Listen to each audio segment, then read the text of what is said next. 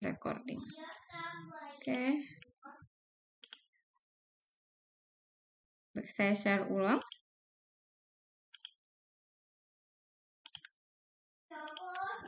Oke, ini ya Bapak Ibu tadi adalah perbedaan antara unsur, senyawa, dan campuran.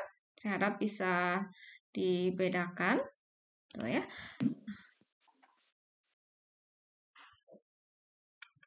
Nah, berikutnya.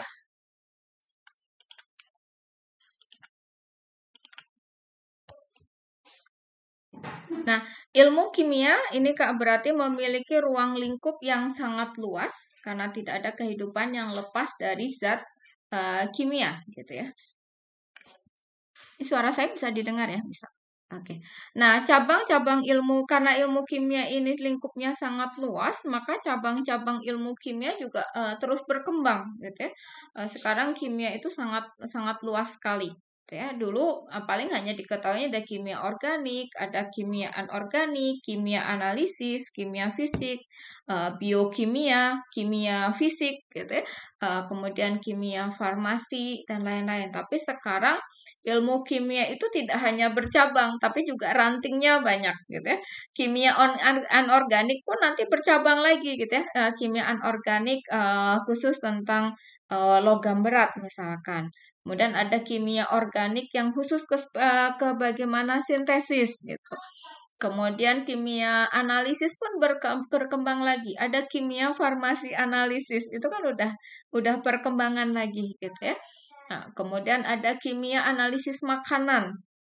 Kimia analisis bahan alam gitu ya. Itu sangat berkembang terus gitu. Dan seiring waktu sangat mungkin muncul cabang-cabang yang lebih spesifik dari ilmu kimia itu. Tuh.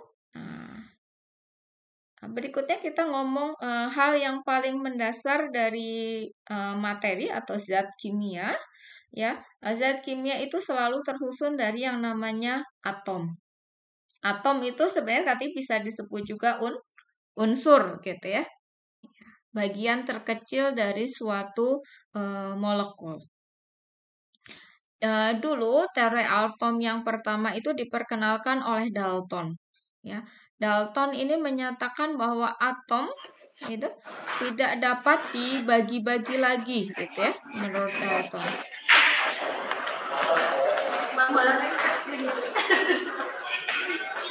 Oke, tapi kenyataannya ternyata teori berikutnya menyatakan bahwa atom itu ternyata terdiri dari yang namanya elektron.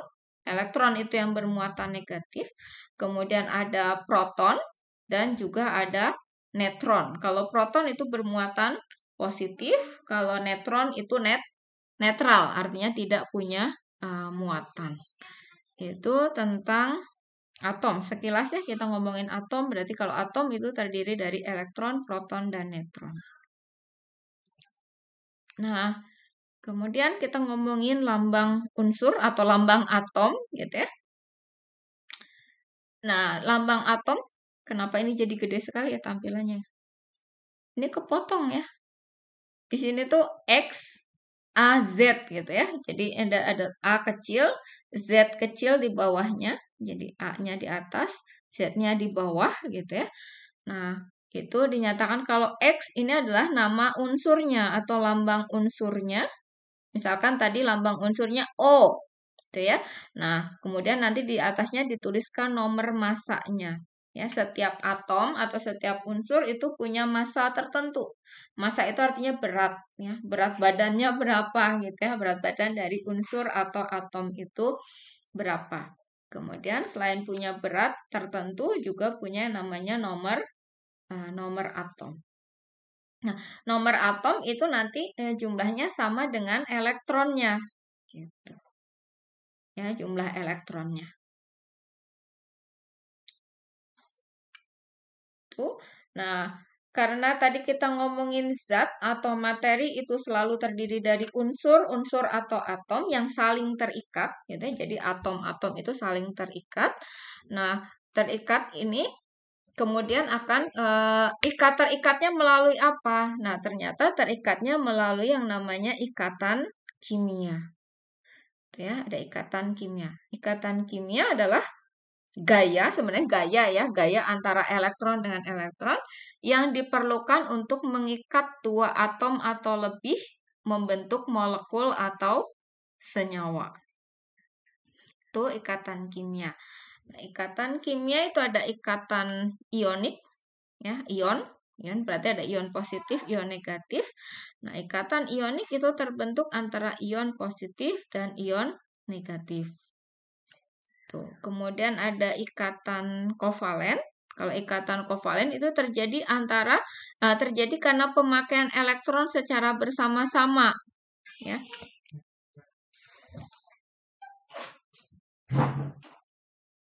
Jadi kalau ikatan ionik tadi terbentuk satu positif, satu negatif. Mereka berlawanan gitu ya, saling menyeimbangkan. Menyeimbangkan jadi nanti menjadi netral gitu ya. Nah, itu kalau ikatan ionik. Sementara kalau ikatan kovalen, kalau ikatan kovalen itu jadi mereka sama-sama punya kelebihan, punya kekurangan juga sebenarnya, sama-sama punya kelebihan gitu ya, dan dengan kelebihan itu mereka sharing gitu ya, saling share, saling berbagi gitulah gampangnya, membentuk ikatan kovalen. Yang dibaginya apa? Yang dibaginya adalah elektron. Jadi elektronnya dipakai bersama gitu. Tujuannya sebenarnya setiap ikatan, apapun bentuk ikatannya, ikatan kimia itu tujuannya hanya satu, keseimbangan, ya. Ini prinsipnya sebenarnya kalau kita belajar kimia di sini ya kayak prinsip kayak kita dalam pergaulan gitu ya, di mana yang positif, yang kekurangan, kelebihan saling membagi gitu ya, ada yang menerima, ada yang memberi, maka mereka akan lebih harmonis gitu ya, lebih seimbang. Tuh. Kemudian begitupun ada yang sama-sama punya kelebihan satu sisi, yang lain punya kelebihan satu sisi, mereka bersama menggunakan kelebihan itu membangun ikatan, gitu ya, membangun ikatan untuk tujuan supaya lebih stabil. Kemudian selain ikatan kovalen ada juga ikatan logam. Ini sebenarnya jarang dibahas ya. Yang sering kita bahas adalah ikatan ionik dan ikatan kovalen. Itu tentang ikatan. Kemudian kita juga bicara reaksi kimia, ya. Di alam itu banyak sekali reaksi kimia dalam kehidupan sehari-hari kita, walaupun mungkin kita tidak terlalu memperhatikan gitu ya. Nah, reaksi kimia itu selalu dibentuk oleh yang namanya reaktan. Reaktan itu artinya yang bereaksi, gitu ya. Yang bereaksi kemudian menghasilkan produk. Produknya itu senyawa kimia yang baru. Ada senyawa kimia A dan B bereaksi, kemudian akan menghasilkan produk. Produknya bisa cuma C, atau C dan D, atau C dan D dan E gitu ya, bisa macam-macam. Nah, ini prinsipnya ya, reaksi kimia. Kalau ada pertanyaan dulu boleh. Saya coba cek chatnya. Ada apa ya di chatnya? Oh, absen aja. Daftar hadir nggak bisa. Sinyal kayaknya. Oke, kirain siapa tahu ada pertanyaan. Oke, enggak Bapak Ibu kalau misalkan ada yang mau berdiskusi dulu boleh. Oh, ini Bu Aisyah jam 9 saya dinas malam ya. Oh iya, mangga Bu.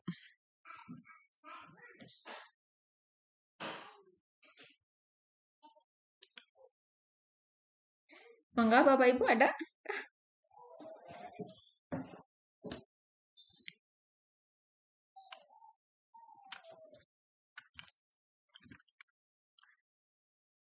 Jika tidak ada, kita lanjutkan dulu.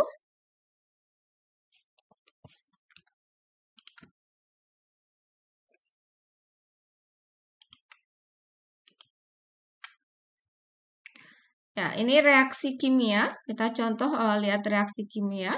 Reaksi kimia itu selalu berjalan dengan stoikiometri tertentu. Stoikiometri itu artinya perbandingan atau kuantitas yang tertentu.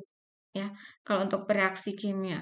Contoh reaksi kimia itu seperti ini. Ini ada reaktan atau yang bereaksinya itu ada NaOH dan ada H2SO4. NaOH bereaksi dengan H2SO4, nanti membentuk zat baru. Produknya berupa Na2SO4 dan H2O. Ini reaksi kimianya. Ya, ini reaktan, ini produk. Nah, stoikiometrinya bagaimana? Nah, pada stoikiometri itu kita lihat. Jadi dalam reaksi kimia itu ada istilahnya apa namanya? Kekekalan massa. Ada hukum kekekalan massa. Jadi sebenarnya dalam reaksi kimia itu tidak ada yang hilang. Gitu. Dia hanya berubah dari satu senyawa menjadi senyawa yang lain.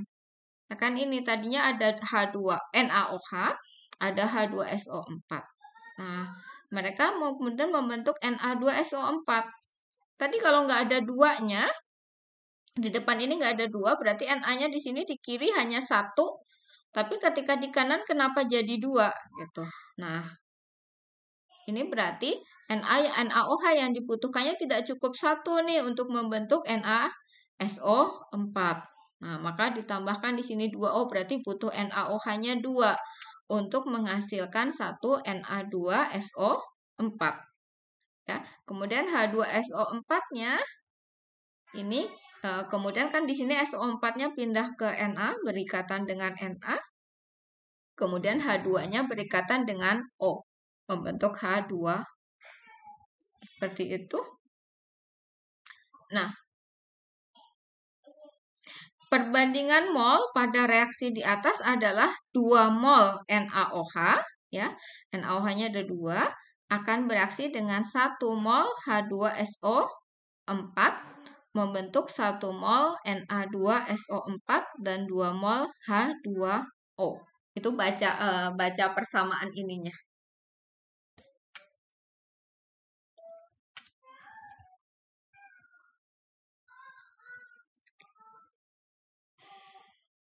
Nah, berikutnya juga yang mungkin harus kita pahami ada istilah asam, basa, dan garam.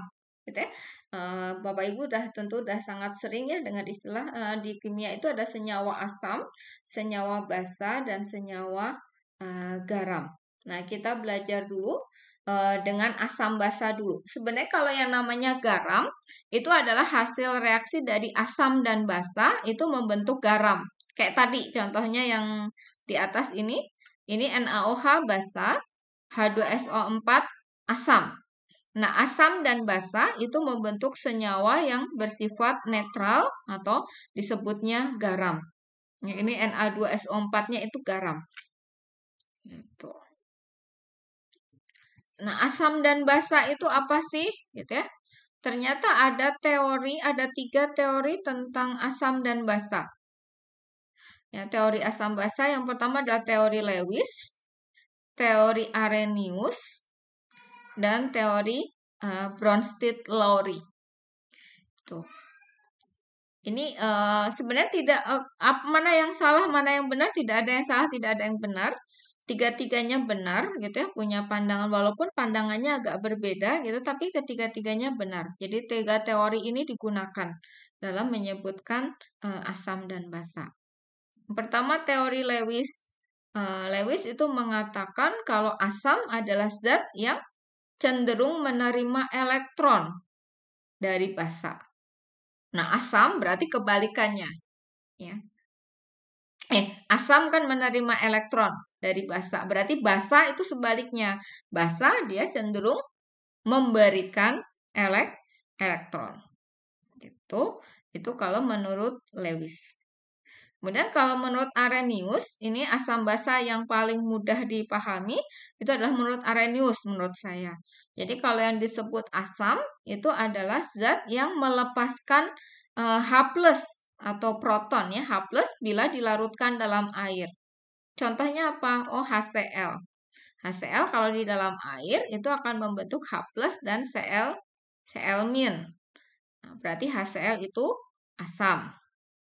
Sementara kalau yang basa itu adalah zat yang apabila dilarutkan dalam air akan membentuk OH-. Ya, OH-. Contohnya apa? NaOH.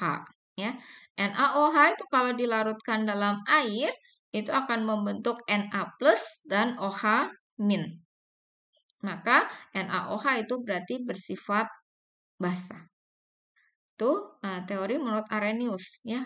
Relatif lebih mudah. Kemudian selain menurut Arrhenius, yang terakhir ada teori Bronsted-Lowry. Nah, kalau teori Bronsted-Lowry dikatakan asam apabila dia mendonorkan proton. Mendonorkan itu berarti memberikan ya. Nah, dia memberikan proton. Sedangkan kalau basa adalah akseptor proton. Jadi yang pakai proton. Jadi ini hubungannya dengan reaksi. Jadi dalam reaksi itu siapa yang memberikan H+, siapa yang menerima H+. Ini adalah teori asam basa menurut Bronsted-Lowry. Itu.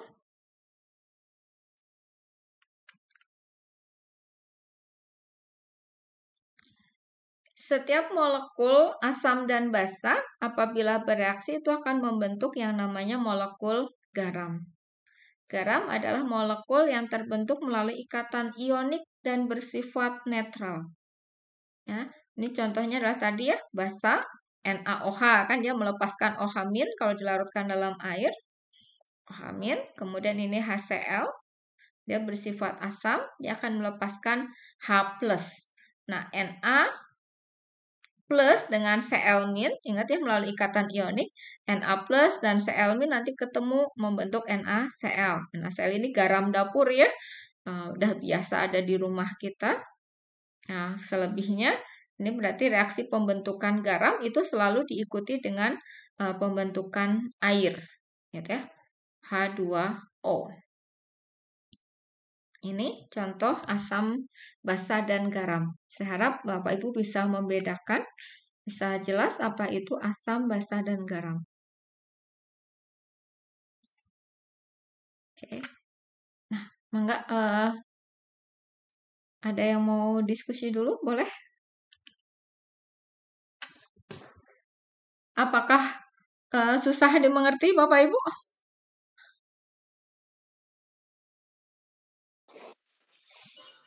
Masih awal, Bu. Masih awal. Oke. Ya, susah nggak? Apa penjelasan saya tidak bisa dipahami atau gimana? Atau bisa nggak?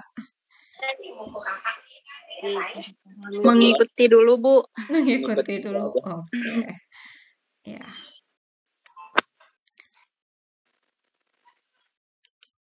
Ya. Nah, itu berikutnya dalam kimia juga kita bicara namanya analisis ya. Mungkin Bapak Ibu sudah sering dengar ya istilah analisis.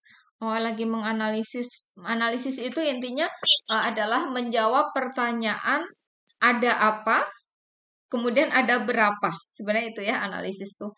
Makanya analisis itu ada dua secara umum. Ya, sebenarnya ada analisis kualitatif dan ada analisis kuantitatif. Ya, analisis itu adalah suatu proses untuk mengetahui ada berapa dan kandungannya berapa gitu ya. Misalkan saya berikan Bapak Ibu sampel serbuk putih gitu ya, misalkan serbuk putih tolong dianalisis. Ini mengandung zat apa gitu ya. Itu berarti kita melakukan yang namanya analisis kualitatif. Kemudian kalau misalkan sudah tahu, oh ini ada parasetamolnya nih, mengandungnya parasetamol serbuk putih itu. Nah, parasetamolnya berapa persen? Nah, untuk menjawab pertanyaan berapa persennya itu, maka dilakukanlah yang namanya analisis kuantitatif. Ya, ini bedanya analisis kualitatif dan kuantitatif.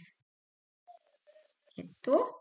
Nah, di antara analisis kualitatif dan kuantitatif, itu ada yang namanya semi-kuantitatif. Untuk analisis semi-kuantitatif, misalkan tadi contohnya saya kasih Bapak Ibu serbuk, tolong dianalisis ini mengandung logam berat atau tidak. Logam berat itu misalnya Pb gitu. Atau jangan gitu ya, yang mudahnya mungkin sampel makanan gitu ya. Sampel makanan itu mengandung pewarna gitu. Pewarnanya karmoisin ya. Mungkin Bapak Ibu ada yang dianalisis gitu ya. Ini minuman ini mengandung karmoisin. Karmoisin itu pewarna yang diizinkan, tapi ada batasnya gitu ya. Diizinkan tapi kadarnya tidak boleh lebih dari 1% misalkan. Nah, maka dilakukanlah analisis semi kuantitatif. Semi kuantitatif itu untuk menjawab apakah kadarnya itu melebihi batas atau tidak gitu ya. Atau makanya sering juga disebutnya uji batas. Tadi misalkan sampelnya tadi ya minuman mengandung karmoisinya lebih dari 1% atau tidak. Itu dianalisis kuantitatif. Pokoknya asal kadarnya tidak lebih dari 1% berarti aman. Kurang dari 1% itu berapa? Kan bebas ya. Yang penting kurang dari 1%. Mau 0,9, mau 0,8, mau 0 atau 0,1. Itu boleh. Yang penting tidak lebih dari 1%. Nah, itu berarti namanya analisisnya adalah semi kuantitatif atau uji Berarti batas. kalau kuantitatif mah Gitu. kandungannya itu kandungannya apa? Kalau kuantitatif persennya, kadarnya. Ya, kuantitatif itu kadarnya. Kualitatif apanya gitu ya. Ada apanya gitu. Itu analisis. Oke.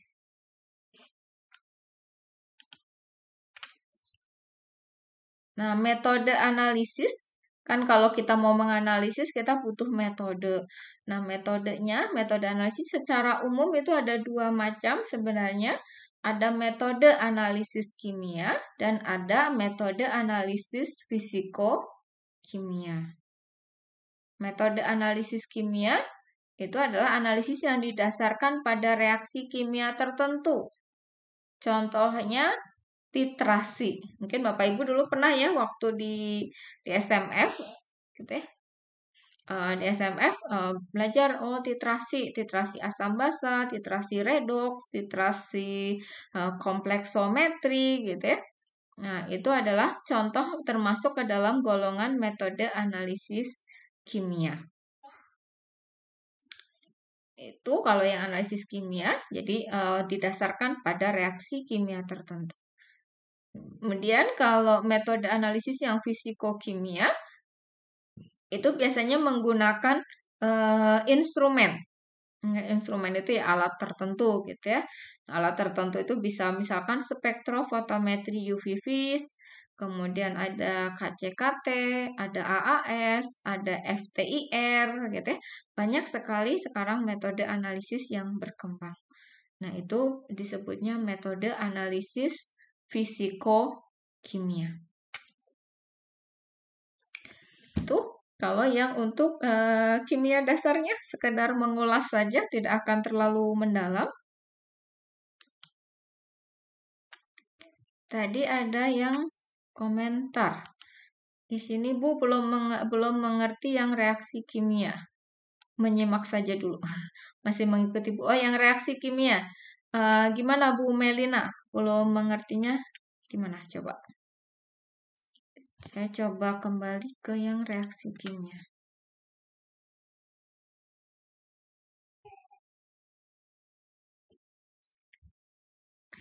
Yang reaksi kimia, ini contohnya. Jadi reaksi kimia itu ya yang namanya reaksi bisa aja. Reaksi itu bisa berupa penggabungan, bisa pemutusan. Intinya kalau reaksi itu berarti ada apa ya? Ada zat awal dan ada zat akhir, itu zatnya beda. Contoh reaksi yang paling mudah, reaksi kimia mungkin adalah bakar kayu misalkan ya. Kan zatnya ada 2 ya, tadinya kayu.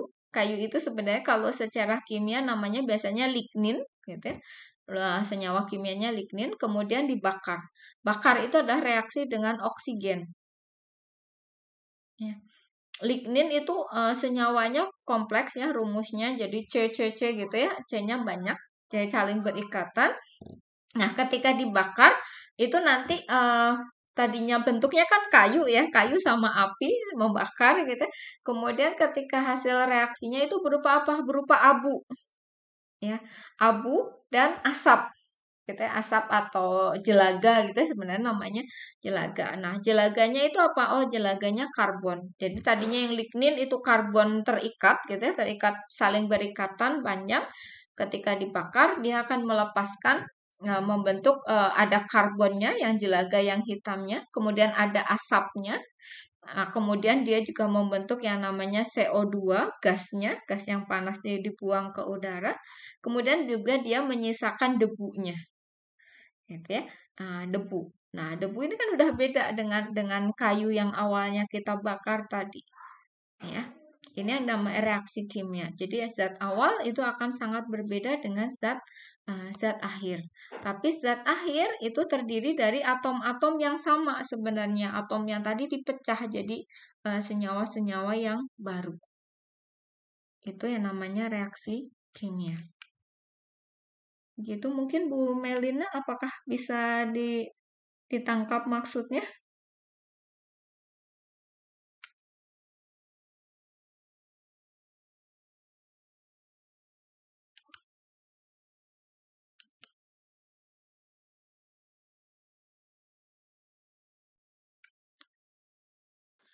Bu, maaf mau nanya.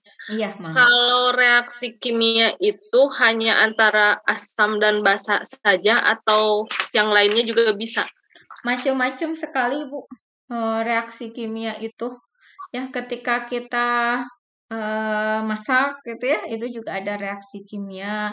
Kemudian kalau sebenarnya ada kan reaksi itu sangat macam-macam ya. Kita makan ya, Bu ya. Itu juga reaksi kimia. Tadinya kan kita makan karbohidrat. Ya, karbohidrat itu senyawa yang besar gitu ya. Kita makan, kemudian muncul rasa manis.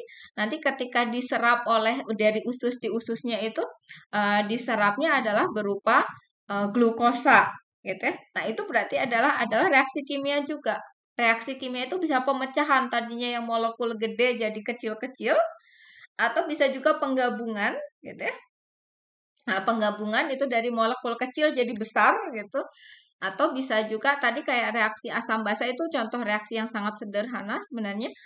Sederhana, jadi dia hanya penggantian kan, tukar-tukar kayak tukar tempat aja kan, yang tadinya NaOH dengan HCl menjadi NaCl dan H2O, itu kan kayak cuman tukar-tukaran aja ya, kayak penataan ulang gitu. Nah, reaksi kimia itu sangat luas sekali di kehidupan sehari-hari sebenarnya. Ya, kalau kita makan itu sudah jelas kita ngomongin reaksi kimia, dan reaksi kimianya itu luar biasa panjangnya gitu. Kenapa nasi ketika kita makan kok jadi rasanya manis gitu ya, ketika udah di mulut digigit, itu kan ada pemecahan. Yang tadinya karbohidrat yang kompleks, kemudian jadi gula yang lebih sederhana. Nah, ketika di mulut gitu ya. Kemudian masuk ke pencernaan, nanti ada di dalam lambung ketemu lagi nanti si protein yang direaksi yang bereaksinya. Proteinnya terputus lagi jadi asam amino gitu. Ya, sangat banyak Bu reaksi, bisa macam-macam.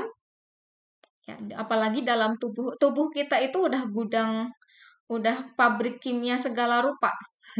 Gitu ya, sebenarnya segala macam reaksi ada di dalam tubuh kita. Kita nggak tahu ya di dalam tubuh kita itu reaksi kimianya ada berapa ribu jenis reaksi kimia. Kalau kita telusuri, sangat banyak sekali.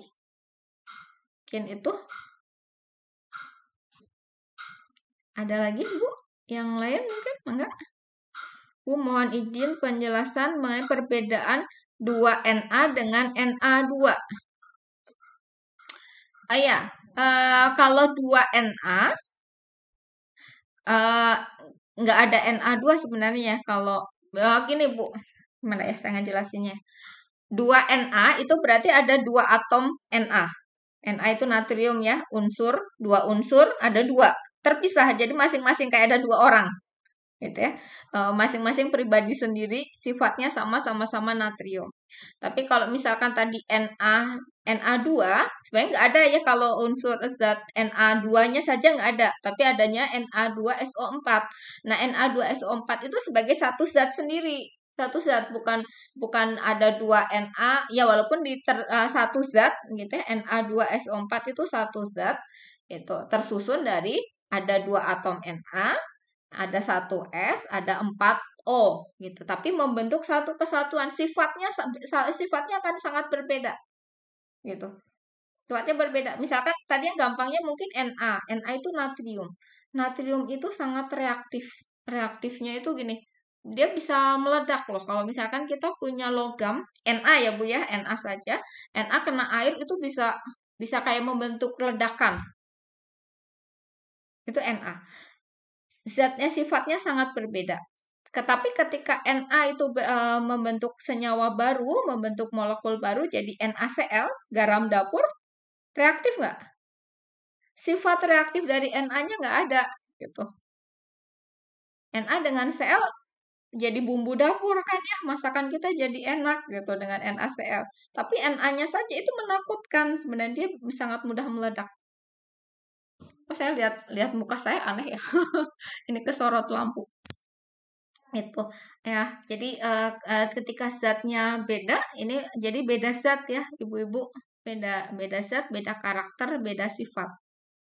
Itu mungkin. Oke, mungkin ada lagi. Pak Didik tampak konsentrasi penuh. Oke. Ya. Ini mungkin saya harap Bapak Ibu tidak merasa susah ya dengan mata kuliah saya. Insya Allah enggak, Bu. Ya, amin. Masih coba memahami aja dulu, Bu. Masih membuka pelajaran-pelajaran yang dulu-dulu yang mungkin harus kita gali lagi ya di dalam ini memori. Betul. Ya. Ya, dan ya prinsipnya sih sebenarnya ya kalau kalau saya sih menyukai dulu mungkin ya sih, tapi kalau emang ya setiap ilmu sih sebenarnya ada tingkat kesulitannya sendiri-sendiri gitu ya. Ya mungkin pada beberapa ya mungkin karena Bapak Ibu selama ini kan lebih ke praktek, mungkin ya kerjanya udah yang sesuai dengan pekerjaannya, nggak lagi ngomongin atom, unsur, molekul gitu ya. Jadi ya mungkin emang agak berat gitu ya dengan kondisi ini. Tapi sebenarnya insya Allah sih ini sebenarnya mudah. Kadang saya kalau belajar ilmu kimia, ya saya prinsipnya kayak belajar hubungan kita ya antar manusia gitu. Gimana suatu reaksi itu terjadi, prinsipnya adalah untuk mencari keseimbangan gitu. Sama dengan hubungan kita sama orang lain, kadang-kadang seperti itu. Kenapa kita perlu bergaul? Kita butuh keseimbangan gitu ya. Tidak ada hal-hal yang bisa kita selesaikan sendiri.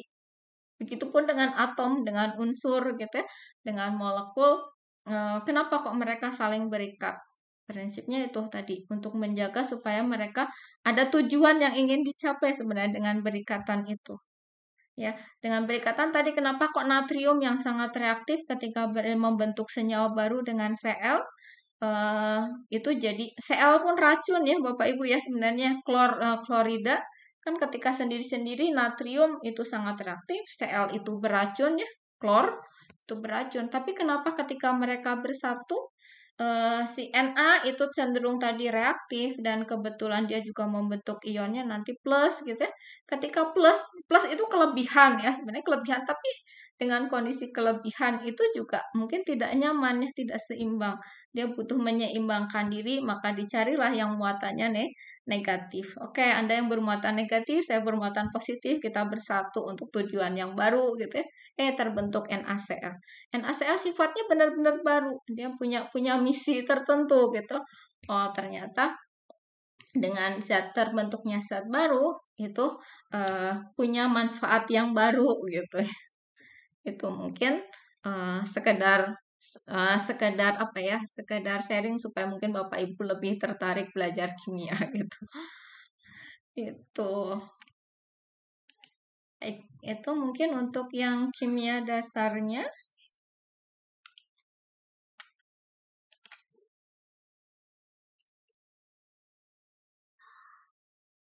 Kemudian kalau yang praktikum kimia dasarnya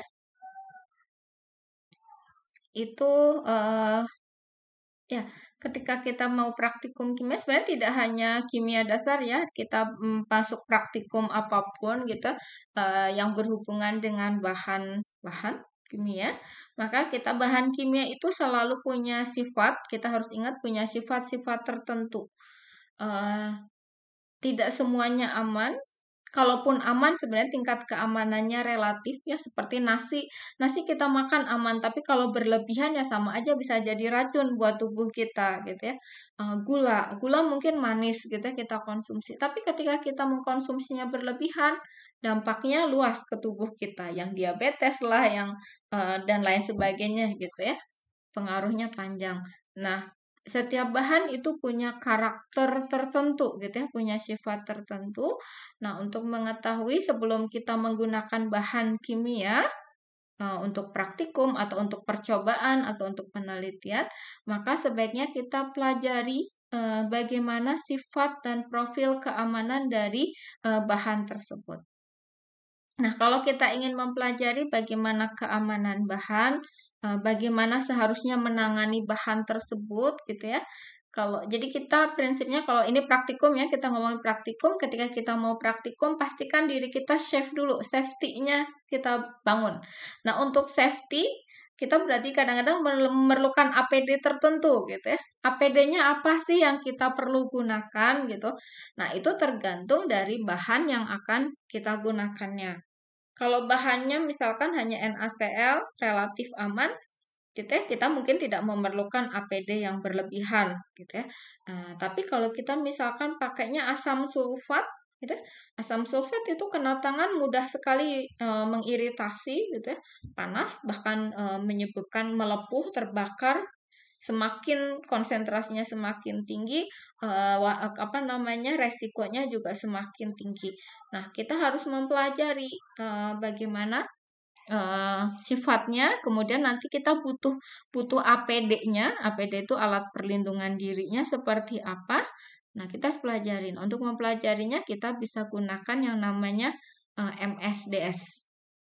Ya, setiap bahan kimia itu kalau yang dijual sebagai bahan kimia untuk keperluan di lab gitu ya, itu dilengkapi dengan yang namanya MSDS. MSDS itu Material Data Sheet. Oke, mungkin saya akan coba share contoh material contoh MSDS. Nah, sebaiknya Bapak Ibu ketika sebelum menggunakan bahan ya gini, pelajari dulu MSDS-nya gitu. Jadi jangan sampai salah menggunakan APD-nya berlebihan misalkan atau malah kekurangan. Di mana ya saya nyimpennya ya MSDS?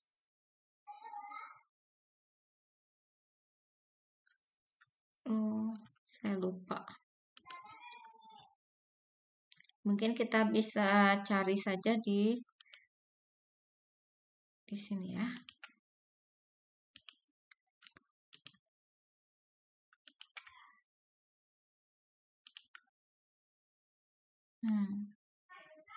Salah.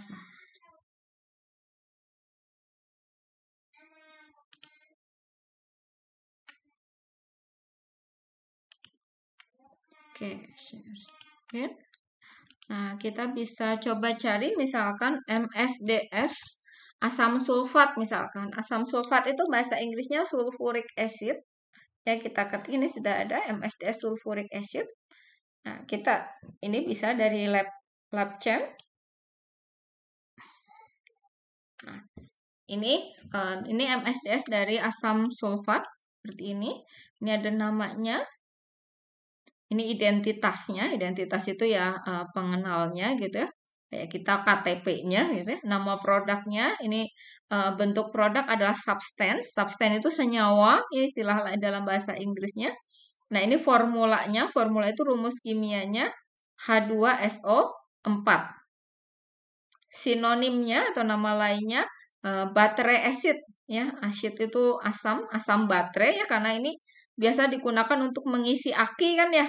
Bapak Ibu mungkin tahu. Nah, asam sulfat itu isi dari aki atau akumulator. Gitu ya. Ada istilah lainnya, ada brown acid, ada dihidrogen sulfat dan lain sebagainya. Nah, ini identitasnya, kemudian ini recommended use, jadi dalam penggunaannya untuk apa? Oh, ini ternyata untuk bahan kimia, jadi laboratory chemical artinya bahan kimia di laboratorium, ya. Not for food, ingat. Ini ada tulisannya restriction, itu larangan penggunaan, tidak untuk makanan. Jadi jangan sekali-kali gunakan asam sulfat untuk makanan, obat, atau untuk keperluan rumah tangga. Itu ini ada peringatannya di sini. Ya, ini suppliernya, kemudian ada.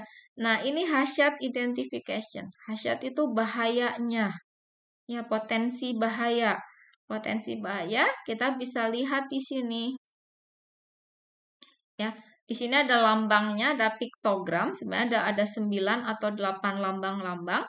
Nah, ini dengan mudah nanti kalau Bapak Ibu hafal, lambangnya ada lambangnya macam-macam. Ada kayak gini, ada tengkorak gitu ya.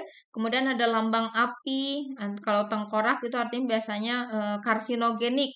Artinya dia bisa menyebabkan kanker gitu ya. Kemudian kalau misalnya lambangnya api, oh ternyata mudah terbakar. Bakar. Ya. Kemudian ada lambang yang lain lah. Nah, kalau ini lambangnya seperti ini artinya danger, berbahaya gitu. Bahayanya apa? Itu ternyata bisa menyebabkan severe skin burn. Jadi rasa terbakar pada kulitnya dan rasa terbakar dan kerusakan mata. Ya. Nih, bahayanya salah satunya don't breathe mist ya, jangan dihisap, jangan dihisap, hirup, oh ya benar, jangan dihirup gitu ya. Nah, karena itu mengiritasi saluran nafas kita dan lain sebagainya. Ini kita lihat bahayanya, potensi bahaya gitu ya. Nah, ini kemudian ada ini komposisinya, ini berarti konsentrasinya 96%. Itu ini pekat.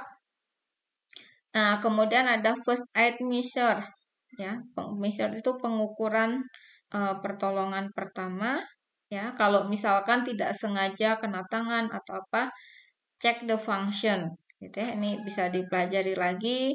Kalau misalkan ini inhalation itu berarti kehirup, remove atau pindahkan korban ke dalam udara segar gitu ya. Kalau misalkan tidak sengaja menghirup asam sulfat, langsung bawa si korban atau misalkan kitanya sendiri ke udara segar di bawah pohon rindang gitu misalkan ya. Kalau misalkan tidak sengaja terhirup. Nah, ini kalau skin kontak dengan kulit, maka basuh di bawah air mengalir selama 15 menit. Itu ya, minimal ya 15 menit. Jadi itu contohnya bisa dibaca lagi. Kemudian nanti di sini ada APD-nya yang digunakan itu apa gitu. Ya, handling and storage ya, ini ada penanganan dan penyimpanannya. Gimana diperhatikan. Kemudian, nah yang penting tadi APD di mana ya? Physical and chemical properties, ini sifat-sifatnya. Stability and reaction, toxicology information, ya.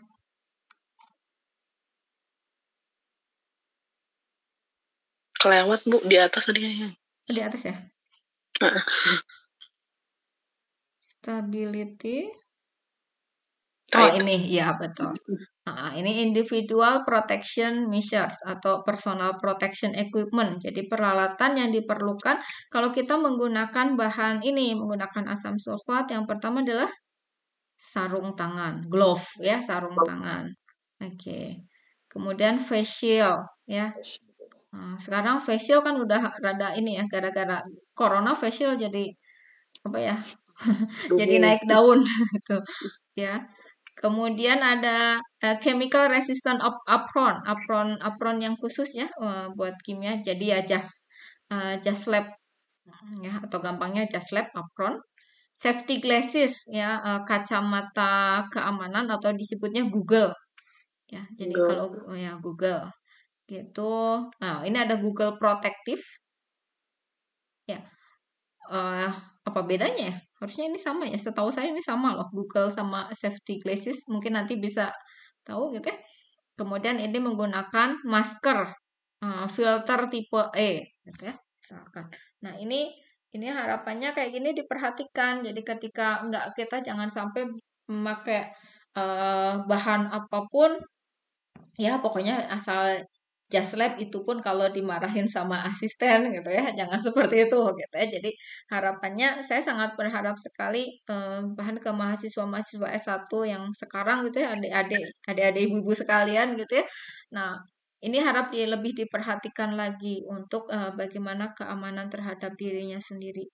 Terus kalau misalkan asam sulfat, penanganannya juga harus diperhatikan. Asam sulfat itu boleh dicampur dengan air, kan diencerkan gitu ya. Tapi cara ngencerinnya kan beda gitu.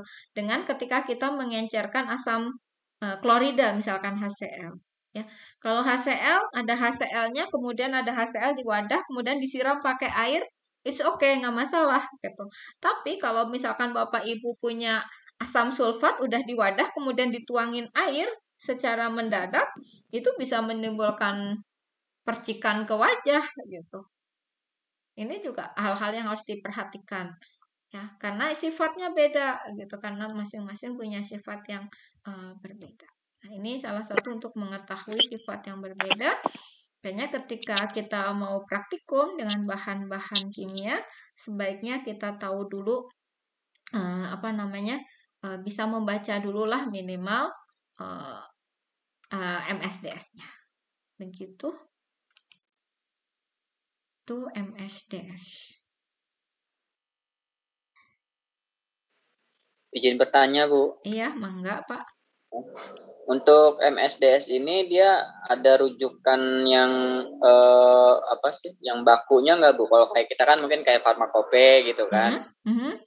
Ini apakah hanya berdasarkan googling aja atau mungkin ada rujukan yang memang standar bakunya tuh MSDS-nya tuh seperti itu gitu? Oh, ya. Sebenarnya MSDS itu dikeluarkan oleh masing-masing industrinya, Pak. Sebenarnya kalau kita misalkan beli bahan kimia yang digunakan di lab, itu biasanya harusnya mereka melengkapi. Jadi setiap bahan itu ada MSDS-nya. Tapi isinya walaupun dikeluarkan oleh masing-masing perusahaan gitu ya, tapi itu sudah ada standarnya. Jadi MSDS itu isinya 16 item. Ya, hampir selalu seperti itu, karena udah kesepakatan para ahli kimianya gitu ya, melalui yang namanya GHS, Global Harmonization System gitu ya. Jadi sistem itu udah menyamakan bahwa yang namanya MSDS itu harus memuat 16 item tadi gitu. Adapun sebenarnya yang berkewajiban mengeluarkan MSDS-nya adalah tadi masing-masing perusahaannya. Misalkan dia dari Merck, ya MSDS-nya mengacu ke Merck gitu. Kirain dia ada ini globalnya gitu loh, Bu, yang standar. Ada globalnya. Ya, globalnya itu tadi dari GHS itu, Pak. GHS ya. Ya. Tapi bentuknya nanti mungkin akan tampilannya agak beda-beda gitu. Jadi cuman kopnya aja sebenarnya yang beda, kop perusahaan masing-masing ininya gitu. Tapi isinya sih sama. Oke.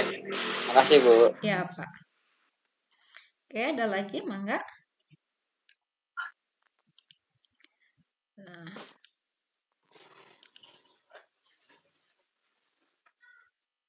Kalau tidak ada, nah kemudian setelah paham MSDS-nya, zat-zat yang akan digunakan, pelajari dulu MSDS-nya, kemudian baru kita belajar membuat reagen. Reagen itu artinya ya pereaksi gitu ya, atau bahan yang akan kita gunakan dalam reaksi kimia tertentu.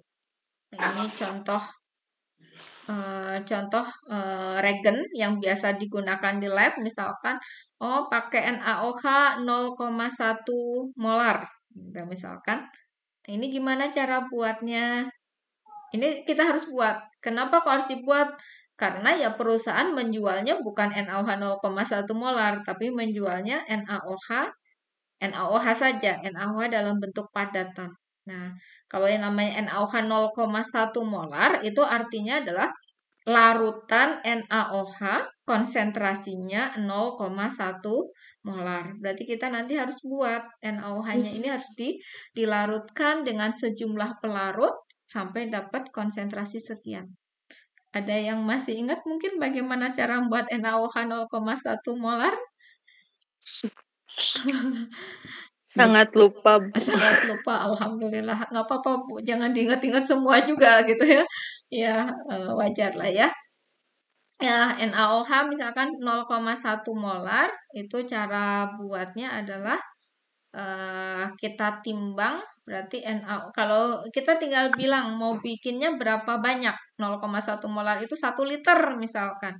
Nah, kalau buatnya 1 liter, berarti nanti nimbangnya adalah 4 gram, ya, 4 gram NaOH dilarutkan dalam air hingga volumenya 1 liter. Itu nanti jadi NaOH 0,1 molar. Ngitungnya gimana, Bu? Apa diapalin? Ya nggak diapalin juga, sebenarnya ada hitungannya sebenarnya gitu ya. Tapi ya sudahlah, kita nggak usah bahas hitungannya, bisa pusing gitu ya. Nah, ada hitungannya sebenarnya ya. Jadi nanti kalau paham hitungannya sih, mau bikinnya 1 molar, mau bikinnya 10 molar, mau bikin 20 molar gitu ya, itu tinggal tinggal berapa sih NaOH yang harus ditimbang dan berapa pelarutnya. Prinsipnya itu. Nantilah kalau misalkan jadi ada praktikumnya beneran, insya Allah nanti kita belajar untuk menghitungnya. Itu dulu mungkin. Enggak, kalau ada yang mau didiskusikan lagi.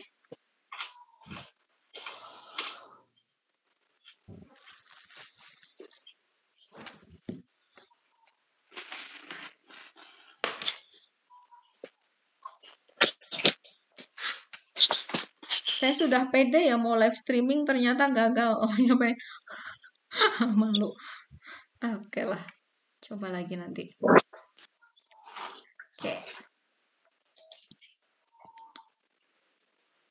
Kita masuk ke biokimia. Biokimia itu ya ilmu kimia yang tadi ya berhubungan antara biologi dengan kimia, atau ngomongin kimianya kehidupan gitu ya, itu di biokimia. Atau kimia yang berhubungan dengan makhluk hidup, itu biokimia. Nah, di biokimia kita pertama kan ngomongin yang namanya molekul biologis. Molekul itu kan tadi zat kimia ya. Nah, kemudian biologis itu artinya yang ada di dalam makhluk hidup. Molekul biologis atau disebut juga biomolekul. Nah, ini adalah biomolekul, itu adalah zat-zat yang sangat akrab dengan sehari-hari kita ya. Bapak Ibu, ada karbohidrat, ada lemak, ada protein, ada asam nukleat. Ini molekul biologis yang utama. Bapak Ibu tentu sudah sangat hafal karbohidrat itu sumber energi ya buat kita. Dia menghasilkan, intinya dia ingin menghasilkan glukosa sebagai sumber energi. Nah, karbohidrat itu adalah makromolekul. Dikatakan makro itu besar gitu ya. Molekul yang besar gitu. Karbohidrat itu molekul yang besar, tersusun dari CH dan O. Atomnya CH dan O. Nah, ini saling terikat gitu ya, CHO gitu ya. Sedemikian rupa membentuk yang namanya karbohidrat. Karbohidrat kita konsumsi sehari-hari di nasi, di ubi, di kentang atau apapun gitu ya. Mie instan mungkin itu mengandung karbohidrat. Kemudian selain karbohidrat juga ada lemak. Nah, yang dikatakan lemak itu ya biomolekul yang tidak larut air. Kemudian lemak itu dapat berupa lemak sederhana maupun lemak kompleks. Nanti kita coba bahas sedikit. Kemudian ada protein ya. Protein itu adalah sama, ini makromolekul semua ya. Sebenarnya kita omongin ini adalah makromolekul semua. Makromolekul yang tersusun dari asam-asam amino yang terikat melalui ikatan peptida ya. Oke. Jadi ini kenapa disebutnya molekul besar semua? Ya tadi karena dia sebenarnya tersusun dari molekul-molekul yang kecil yang saling berikatan. Karbohidrat itu molekul terkecilnya namanya monosakarida. Monosakaridanya itu pun bisa macam-macam. Gitu. Kemudian kalau lemak itu molekul terkecilnya biasanya berupa asam lemak atau gliserol. Itu. Kemudian kalau protein molekul terkecilnya itu namanya asam amino. Ya, jadi kalau kita makan protein, sebenarnya yang masuk ke dalam tubuh kita, yang masuk ke peredaran darah, yang kita serap itu bentuknya bukan proteinnya, tapi sebagai asam aminonya. Ya, jadi kita makan itu, kalau kita makan kan mengandung karbohidrat, protein, lemak, itu nggak terus diserap ke dalam jaringan, ke dalam darahnya itu bentuknya karbohidrat, protein, dan lemak itu tidak. Tapi sebagai bentuk terkecilnya ya, karbohidratnya walaupun kita makannya kan bareng-bareng ya, kita nggak misain kamu lemak masuk duluan, protein masuk duluan gitu ya, lemak belakangan gitu, nggak, kita makan mungkin tiga-tiganya ada karbohidrat, ada protein, ada lemak.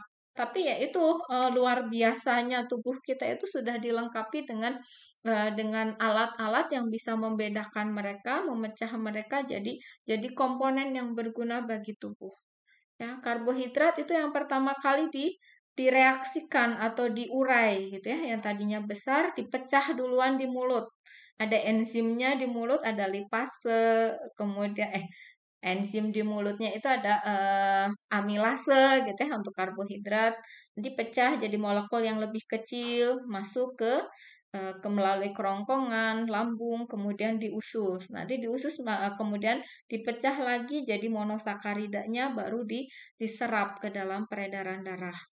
Nah, lemaknya juga sama di mulut. Kenapa kok lemak itu bikin enak makan? Salah satu karena lemak itulah yang kita urai di mulut kita. Ada enzimnya namanya lipase. Dipecah jadi molekul yang lebih kecil, masuk ke pembuluh ke usus, nanti baru di usus diserap. Kalau protein di mulut tidak diurai duluan sebenarnya, dia tidak bereaksi di mulut tapi bereaksinya di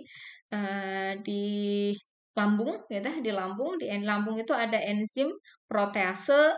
Nah, di situ proteasenya kemudian dia akan memecah menjadi asam-asam amino gitu. Nah, kemudian sudah siap sampai di usus, sudah siap dihisap. Ini sebagai monosakarida, ini sebagai asam lemak atau sebagai gliserol. Kemudian kalau protein jadi asam aminonya yang diserap. Itu luar biasanya. Makanya mungkin kalau Bapak Ibu ini ya, kalau pencernaan kita lancar, sebenarnya makan apapun, makan makanan ini akan terserap sebagai molekul yang berguna, gitu ya. Tapi kalau misalkan, ya, ya, kalau misalkan enggak, ya kadang-kadang ada perasaan kembung atau apa gitu ya, ya itu karena proses pencernaannya yang tidak lancar. Makanya kita ada di apotek, mungkin Bapak Ibu kan biasa ada sediaan yang berupa enzim. Ya, tapi nggak boleh menyebutkan merek ya. Enzim-enzim itu untuk membantu sistem pencernaan. Itu salah satu tanda pencernaan yang tidak lancar biasanya berupa kembung atau diare atau apa itu ya. Nah, itu tanda-tanda pencernaan yang kurang baik. Ini adalah molekul biologis yang sebenarnya kita sangat butuhkan. Nah, kemudian kalau asam nukleat itu kalau ini kan tiga karbohidrat, protein, lemak itu bisa berupa makanan ya. Nah, ada makanan dari luar kita butuhkan. Nah, kalau asam nukleat ini adalah molekul yang disintesis atau disintesis itu artinya diproduksi sendiri oleh tubuh kita. Produksinya dari mana? Produksinya sebenarnya dari molekul-molekul ini, gitu ya, dari molekul-molekul tadi yang udah dipecah-pecah gitu ya. Jadi molekul yang lebih sederhana, nanti ada juga yang menghasilkan namanya nukleotida. Nah, nukleotida nanti akan saling bergabung membentuk asam nukleat. Iya, San. Ayahnya kemana? Nggak tahu. Ayah.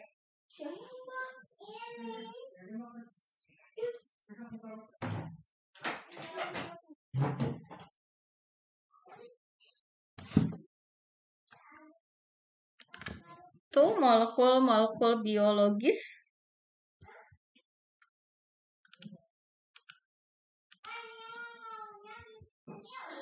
Nah, ini karbohidrat. Nah, karbohidrat itu kan tadinya sangat besar molekulnya.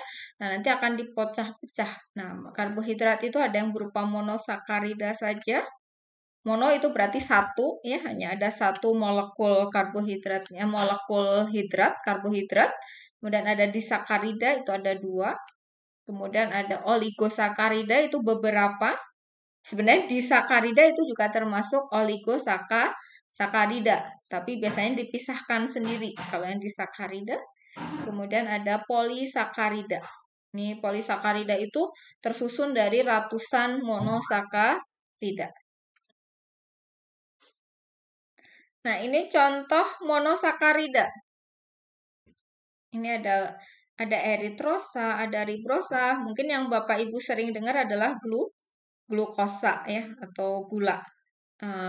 Sebenarnya istilah gula itu adalah semua karbohidrat sederhana. Arti gula itu artinya rasanya manis ya, karbohidrat yang rasanya manis. Kalau karbohidrat yang besar gitu ya, karbohidrat yang besar itu rasanya tidak akan manis. Karena kayu itu juga sebenarnya karbohidrat ya Bapak Ibu ya, karbohidrat yang sangat besar. Itu tidak akan memberikan rasa manis. Tapi ketika sudah dipecah menjadi karbohidrat yang lebih sederhana, biasanya berupa disakarida atau monosakarida, itu baru akan memberikan rasa manis. Gitu ya.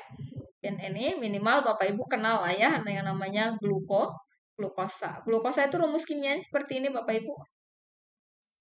Ini sama manosa ini bedanya hanya kecil ya, hanya bedanya posisi ini. Posisi OH-nya gitu ya. Ini OH. Nah, ini OH-nya sejajar di sini. Kalau ini selang-seling kayak gini ya. Ini glukosa, manosa. Glukosa itu sebenarnya molekul yang sangat kita butuhkan dalam tubuh, tapi saat tetap ya walaupun ini glukosa ini sangat kita butuhkan untuk menghasilkan energi sebagai nutrisi otak dan seluruh tubuh gitu ya. Tapi ketika kadarnya berlebihan ini juga tidak baik ya. Intinya hidup itu adalah keseimbangan, tidak boleh berlebihan. Ya, ketika glukosa berlebihan jadilah yang namanya diabetes mellitus. Ya, diabetes mellitus kan penyakit jadinya ya. Oke. Itu ini contoh-contoh dari monosakarida. Ini kelewat ya.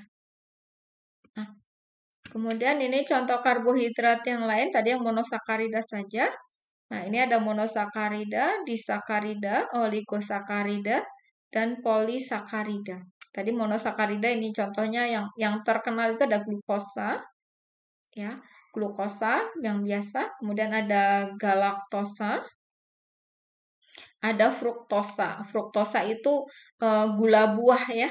Jadi kalau buah-buahan itu mengandung gulanya adalah gula fruktosa biasanya. Gula sederhananya. Nah, kalau disakarida itu adalah dua monosakarida yang bergabung. Misalnya laktosa. Laktosa itu gula susu ya. Mungkin ada bapak ibu yang alergi terhadap diare kalau minum susu tertentu, minum susu gitu ya. Nah, itu biasanya diarenya adalah disebabkan oleh si laktosanya ini, alergi laktosanya. Nah, laktosa itu adalah disakarida, gabungan dari glukosa dan galaktosa, berikatan membentuk namanya laktosa. Kemudian ini ada sukrosa. Sukrosa itu gula pasir, Bapak Ibu yang biasa beli ya, yang biasa kita konsumsi itu sukrosa. Nah, sukrosa itu isinya adalah gabungan dari glukosa dan fruktosa. Kemudian ada maltosa. Maltosa itu dua glukosa terikat. Itu membentuk namanya maltosa. Itu disakarida. Kemudian ada oligosakarida. Oligosakarida itu misalnya trisakarida, berarti ada 3 atom, 3 monosakarida. Contohnya rafinosa. Kemudian ada tetrasakarida, berarti ada 4 monosakarida. Itu contohnya stasiosa. Itu yang oligosakarida. Kemudian kalau yang polisakarida itu sebenarnya banyak sekali. Ada dextrin, ya, selulosa. Selulosa itu apa ya namanya? Karbohidrat pada kulit kayu, ya. Selulosa itu di kulit kayu. Nah, itu juga polisakarida. Kemudian ada glikogen, kemudian ada pati, ya, pati atau amilum yang dibikin cireng. Itu adalah polisakarida. Amilum. Polisakarida itu dibedakan menjadi homopolisakarida, tersusun dari sakarida yang sama. Kalau misalkan, sama-sama polisakaridanya itu tersusun dari glukosa semua, berarti itu namanya homopolisakarida. Kalau heteropolisakarida itu berarti tersusun dari sakarida yang berbeda. Jadi karbohidrat itu istilah lainnya adalah sakarida, gitu ya. Oke, itu tadi tentang karbohidrat atau sakarida. Kemudian kita coba bahas yang tentang protein, ya. Nah, di dalam tubuh kita itu sebenarnya kita butuhnya tidak cuma protein, ada yang protein utuh, ada asam amino, kemudian ada peptida. Ini sebenarnya kan protein itu tersusun dari asam amino, biasanya sampai ratusan ya. Ratusan asam amino terikat, ikatannya melalui ikatan peptida itu dinamakan protein. Makanya protein itu disebut juga polipeptida. Poli itu artinya banyak, ya banyak peptida. Banyaknya sampai ratusan. Nah, kalau yang disebut peptida saja biasanya hanya beberapa gitu. Misalkan ada 3 asam amino atau 2 asam amino atau mungkin sampai 10 asam amino itu disebutnya peptida saja gitu ya. Atau oligopeptida. Oligo itu artinya beberapa. Tuh ya, Bapak Ibu. Jadi ini asam amino ya. Bapak Ibu tahu ada mungkin di apotek atau di rumah sakit kan ada insulin ya. Tahu nggak kenapa insulin itu tidak pernah diberikan secara oral? Ada yang tahu mungkin?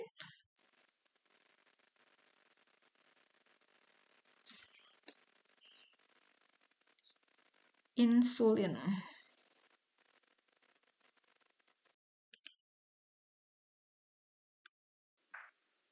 Iya, Bu.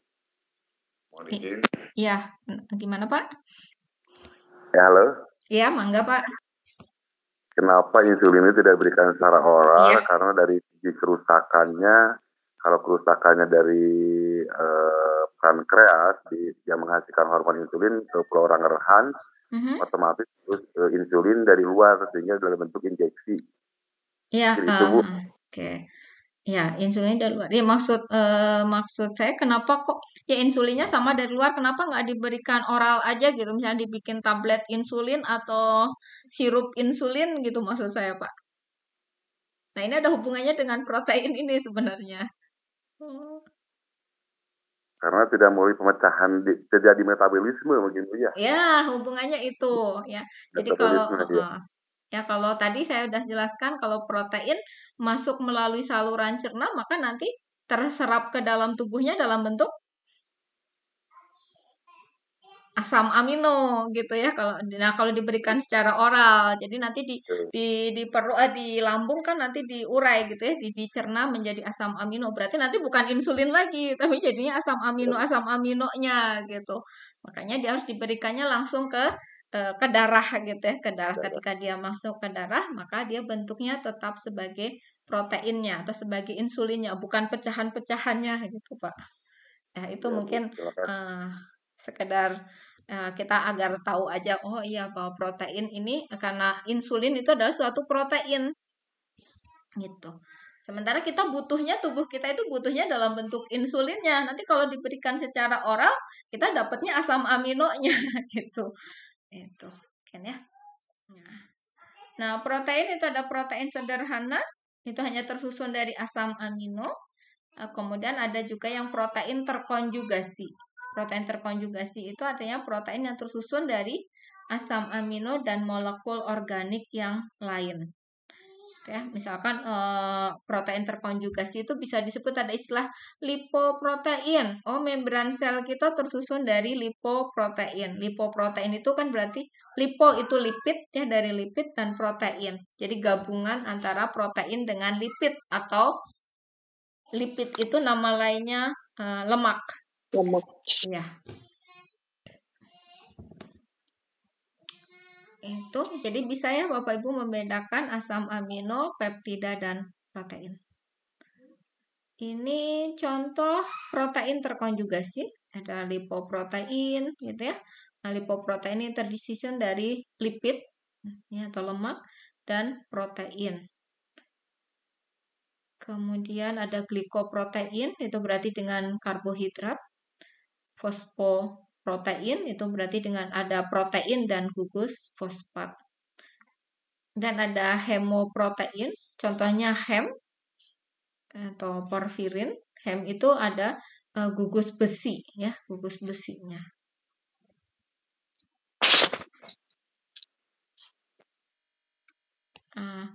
Tadi kita ngomongin asam amino. Asam amino mungkin Bapak Ibu sering dengar ya ada istilah asam amino esensial dan asam amino non esensial gitu ya. Di iklan-iklan gitu ya mengandung asam amino esensial. Artinya ada yang tahu Bapak Ibu asam amino esensial itu?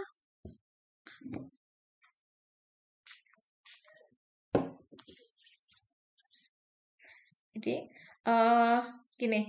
Jadi sebenarnya asam amino ataupun protein itu ada asam amino atau protein yang kita produksi di dalam tubuh. Ingat sekali lagi bahwa tubuh kita itu pabrik segala rupa gitu. Segala zat, segala bahan kimia, segala protein, lemak itu sebenarnya tubuh kita memproduksi sendiri. Itu ya.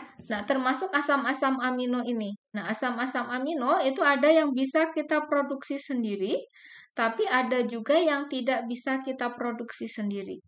Nah, asam amino itu kan ada 20 ya yang kita ketahui. Ini ada asam amino, ada alanin, arginin, asparagin, asam aspartat, sistein, glutamin, glutamic acid, glisin, histidin, dan sebagainya. Ini ada 20. Nah, 20 ini dibedakan menjadi asam amino esensial dan asam amino non-esensial. Asam amino esensial itu artinya adalah asam amino yang tidak bisa kita produksi sendiri. Itu. Padahal kita butuh, tubuh kita butuh, tapi kita tidak bisa memproduksinya sendiri. Maka kita membutuhkan asam amino tersebut dari makanan atau dari suplemen. Gitu ya. Ada makanan atau suplemen. Itu kalau asam amino esensial. Nah, asam amino esensial itu ada apa saja? Ini, ada 9 ya Bapak Ibu ya, asam amino yang esensial itu ada histidin, isoleucin, ada leucin, lisin, metionin, fenilalanin, treonin, triptofan, valin ya. Makanya mengandung triptofan, mengandung fenilalanin, treonin gitu ya. Nah, ini karena memang dia asam amino esensial, artinya kita peroleh dari luar tubuh kita. Bisa dari makanan atau dari suplemen makanan. Nah, sementara kalau yang ini asam amino esensial, ini kita bisa produksi sendiri di dalam tubuh kita. Itu. Ini ada asam glutamat, mungkin asam amino yang paling terkenal. Bapak Ibu tahu asam glutamat biasanya ada di mana? Micin ya. Micin itu adalah sebenarnya asam amino glutamat, asam glutamat atau glutamic acid. Jadi sebenarnya kalau misalkan kita ngomong micin itu bikin bodoh, iya kalau lihat sejarahnya seperti ini sebenarnya nggak bisa juga dibilang iya atau tidak. Tapi pertanyaan adalah berlebihan atau tidak gitu ya. Dan asam micin itu atau vetsin gitu ya, itu adalah bukan bahan tambahan pangan yang tidak mungkin dilarang gitu ya, nggak bisa dilarang karena memang dia isinya sebenarnya adalah asam amino. Hanya saja ini asam amino sebenarnya bisa kita produksi sendiri. Nah, jangan sampai udah tubuh kita memproduksi sendiri, kemudian kita memasukkannya dalam jumlah yang berlebihan ke dalam tubuh kita. Tuh. Nah, itu kalau ketika sudah berlebihan itulah yang tidak baik. Ya, ingat kimia itu mengajarkan kesetimbangan. Gitu. Ini pecin ya, prolin, alanin gitu ya. Suka kan ada mengandung prolin, kaya akan prolin dan alanin. Kalau susu-susu ya, iklan susu anak ya dalam masa pertumbuhan. Ya karena alanin dan prolin itu salah satu asam amino yang penting pada masa pertumbuhan gitu. Jadi mungkin sekarang dengan belajar ini mungkin Bapak Ibu bisa lagi menyiasati, bisa lebih memperhatikan iklan-iklan di TV gitu ya. Oke. Nah, kalau ini peptida. Peptida itu adalah beberapa asam amino, bisa 2 sampai puluhan yang saling terikat melalui ikatan peptida. Protein itu terdiri dari ratusan asam amino, maka disebut juga polipeptida. Poli itu artinya banyak. Nah, protein. Ini kita ngomong protein. Protein di dalam tubuh itu kayak kita ngomongin suatu lembaga atau suatu institusi. Protein di dalam tubuh itu ada namanya protein globular atau disebutnya protein struktural, gitu ya. Kemudian ada protein fibros atau protein fungsional. Ya, mungkin ada Bapak Ibu yang di Dinas Kesehatan, oh dia pejabat struktural. Pejabat struktural tugasnya apa Bapak Ibu? mempertahankan struktur ya. Ketika struktural, protein struktural ini juga sama di dalam tubuh kita itu mempertahankan fungsi, jadi mempertahankan struktur tubuh gitu ya. Nah, protein struktural ini tidak boleh larut air. Kenapa? Karena dia fungsinya kayak tembok gitu ya, kayak tembok mempertahankan struktur. Sama kayak pejabat struktural kayaknya juga nggak boleh banyak-banyak kayaknya harus lebih banyak di kantor gitu ya kalau pejabat struktural kan ya. Beda dengan fungsional. Kalau yang fungsional harus lebih mobile gitu karena dalam menjalankan fungsinya. Nah, ini protein juga sama. Ada protein struktural atau globular, ini tidak larut air. Ini fungsinya adalah mempertahankan struktur tubuh. Contohnya keratin. Ya. Keratin itu adalah protein pada rambut kita, gitu ya. Dia fungsinya mempertahankan struktur rambut, keratin. Kemudian ada kolagen. Nah, ini ibu-ibu nih, mungkin yang sering ya kolagen. Kolagen itu adalah protein struktural. Mungkin supaya lebih kinclong, lebih glowing gitu ya, suntik kolagen. Gitu. Nah, ini karena kolagen itu ya sebenarnya kayak protein yang membentuk struktur kulit kita supaya tetap elastis. Tetap elastis ya, tetap mulus gitu.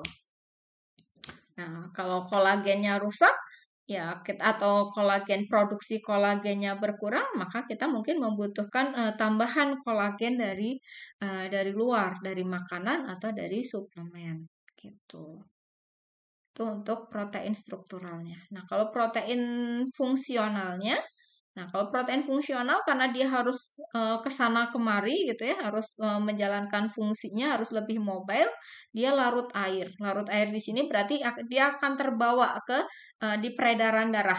Beda kalau tadi misalnya keratin, kolagen, dia nggak akan kebawa ke peredaran darah gitu. Dia hanya keratin ya bertahan di rambut saja gitu ya. Kolagen hanya di kulit saja gitu. Tapi kalau protein fungsional dia itu bergerak. Contohnya albumin. Albumin itu terbawa di aliran darah. Kenapa kok dia albumin? Kenapa kok dia harus dibawa mengikuti aliran darah? Ya karena albumin itu fungsinya adalah mensuplai oksigen. Dia ngangkut albumin itu ngangkut apa?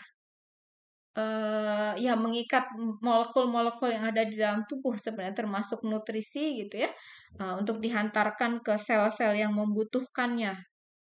Maka dia harus bergerak. Nah, kemudian kalau hemoglobin ini yang mengangkut oksigen gitu ya. Kan oksigen itu harus diantarkan dari masing-masing sel-sel itu butuh oksigen untuk bernafas gitu. Kemudian si CO2-nya harus dikeluarkan dari dalam tubuh. Nah, ini yang ngangkut adalah hemoglobinnya. Nah, hemoglobin berarti harus gerak dari satu sel ke sel yang lain gitu. Ya, ini protein berdasarkan konformasinya. Nah, kalau berdasarkan fungsinya, protein itu ada macam-macam. Ada yang sebagai enzim, ada yang sebagai protein transport, artinya tukang angkut, gitu ya. Kalau enzim itu berarti dia tempat melakukan reaksi kimia di dalam tubuh ya. Setiap reaksi kimia di dalam tubuh itu difasilitasi oleh enzim. Nah, berarti di dalam tubuh kita itu enzim itu sangat banyak. Ya, jenis enzim yang di dalam tubuh kita yang diketahui itu hanya baru beberapa saja. Nggak tahu lagi masih ada berapa yang belum kita ketahui. Gitu ya, itu enzim. Kemudian ada protein transport, itu fungsinya ngangkut, seperti tadi hemoglobin atau albumin, itu fungsinya adalah mengangkut zat-zat tertentu. Itu kemudian ada protein penyimpanan, contohnya glikogen. Glikogen itu fungsinya adalah menyimpan glukosa. Ya, misalkan tubuh kita kelebihan glukosa, maka akan disimpan di dalam glikogen. Glukosanya disimpan dalam glukogen, nanti jadi cadangan, gitu ya. Jadi cadangan kalau kita misalkan suatu ketika kekurangan glukosa, diurai lagi, nih pakai, gitu ya. Itu protein sebagai protein penyimpan. Kemudian ada juga protein kontraktil. Kontraktil itu ya berarti berkontraksi ya. Misalkan di otot-otot kita, karena otot-otot kita itu bisa berkontraksi. Kontraksi itu meregang, menyempit gitu ya.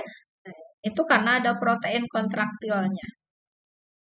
Kemudian ada juga protein protektif, artinya memberikan perlindungan, gitu ya.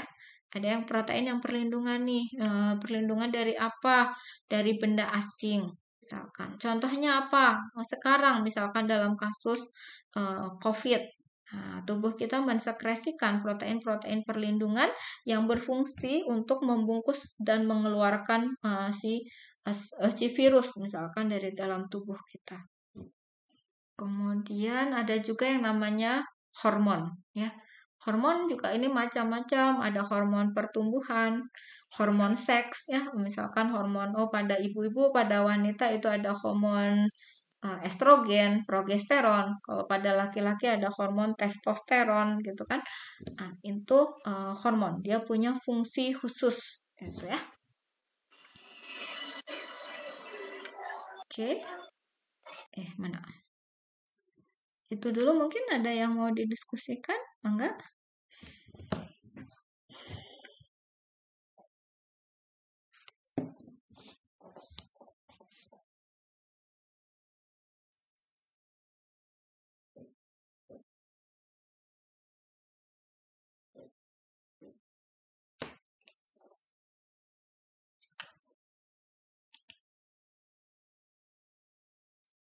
Tadi albumin itu untuk mengikat apa ya? Albumin itu mengantarkan bisa juga berupa nutrisi, termasuk obat-obat tertentu ya. Obat-obatan itu juga diikat sama albumin ya, ibu-ibu. Jadi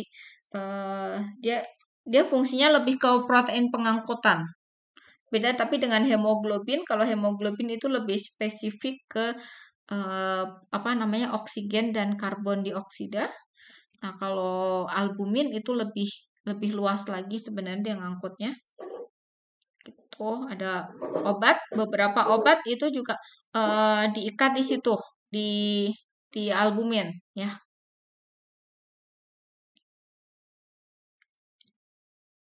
Oke.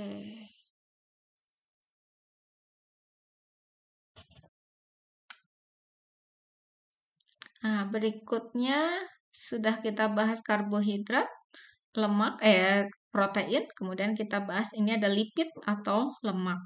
Nah, lipid juga sama, ada lipid sederhana dan ada lipid kompleks. Ya. Lipid itu bentuk ester dari asam lemak dan gliserol. Contohnya digliserida, trigliserida. Kemudian ada, kalau yang lemak kompleks itu ada bentuk ester dari asam lemak, gliserol, dan gugus lainnya. Contohnya adalah fosfolipid, glikolipid, dan lipoprotein.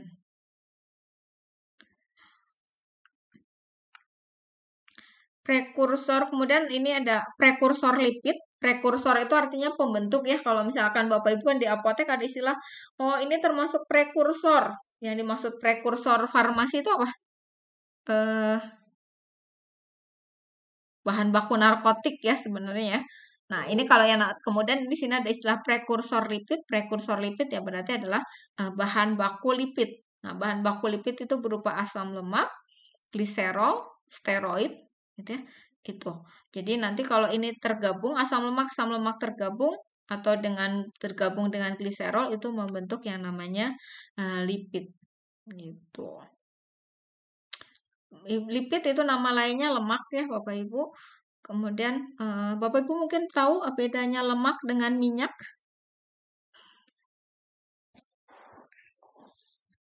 Sebenarnya minyak itu juga adalah lemak ya.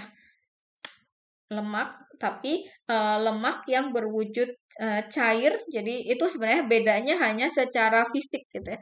Kalau yang namanya minyak adalah lemak yang berwujud cair pada suhu kamar. Sementara kalau lemak itu sendiri adalah ya lemak yang wujudnya padat pada suhu kamar gitu. Itu mungkin pengertian awam gitu ya. Nah,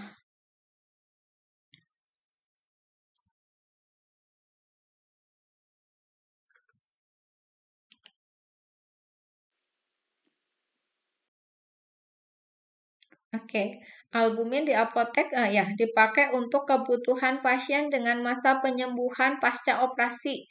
Ya, betul. Ya ini albumin, makanya juga ada sekarang tuh ada albumin ini lumayan mahal ya Bapak Ibu ya.